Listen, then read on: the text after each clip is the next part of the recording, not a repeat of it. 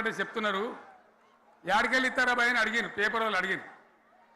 ఇప్పుడు ఆర్థిక మంత్రి ఉన్నాయన టీవీలలో చెప్పిన ఆయన ఇస్తాం చేసి చూపిస్తాం, మాది పేద పార్టీ, 120 ఏళ్ళ అనుభవం ఉన్న పార్టీ, మమ్మల్ని మించిన సిపాయిలు లేరు అని ఒకటి జబ్బలు తరిచే ఒకటి మెడలు తరిచే డైలాగుల మీద డైలాగులు కొట్టి మేము ఇచ్చేస్తామన్నారు.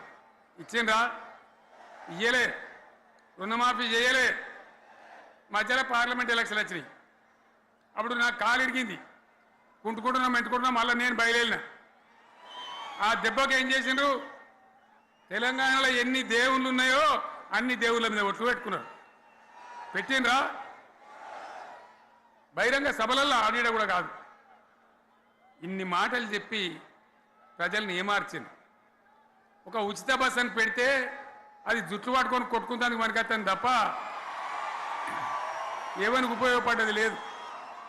ఆ మహిళలే అంటారు మాకు ఎందుకు ఉచిత బస్ దరిద్రం, మాకు అవసరమే లేదు అంటాను. అటువంటి ఒక్క పథకం పెట్టి ఇక ఇప్పుడు మళ్ళీ పెద్ద నోరు పెట్టుకొని వాళ్ళే మాట్లాడతారు. అంటే అంటే మాట్లాడతారు, అబద్ధాలు చెప్తారు. మాట్లాడితే బీఆర్ఎస్ వాళ్ళ మీద నింద, మాట్లాడితే కేసీఆర్ మీద నింద.